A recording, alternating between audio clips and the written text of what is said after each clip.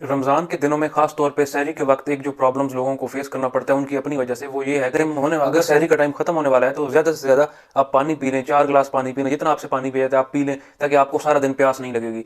दर हकीकत इस बात में किसी सूरत कोई सच्चाई नहीं है। अगर आप ज़रूरत से ज़्यादा पानी पिएँगे तो आपके लिए ये और ज़्यादा मसला बनाएगा।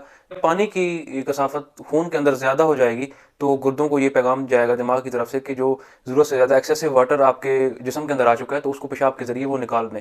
तो इसलिए आप बेहतर यही है कि जितना आपको पानी पूरे दिन में पीना दरकार है, जो ऑलमोस्ट 2 लीटर बनता है, 6 से 8 गिलास बेस्ट पीने का वक्त है वो अफ्तारी से लेकर सुबह सहरी तक है।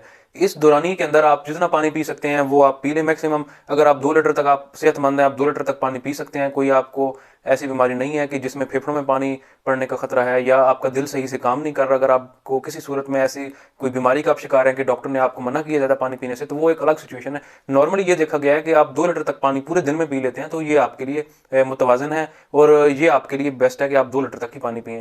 जब आप ज़्यादा पानी पिएंगे तो उसका यही मसला रहेगा कि बार बार आपको पेशाब आएगा। जैसे ही सहरी के बाद आप सोने लगेंगे तो आपको फिर यूरिन आएगा और इस तरह आप खुद ही डिस्टर्ब करेंगे। तो इसका हकीकत से कोई ताल्लुक नहीं है कि अगर आप इकट्ठा पानी पी लें तो आपके जिस्म के अंदर ही स्टोर हो जाएगा, तो ऐसा हरगिज़ नहीं है। और दूसरा एक मसला ये देखने में आया कि जब आप सहरी के साथ ही चाय पीना आप शुरू कर देंगे, आप ज़्यादा ज़्यादा चाय पिएंगे, तो चाय पीने का भी यही मसला है कि वो आपके जिस्म से पानी ज़्यादा ही निकालेगी।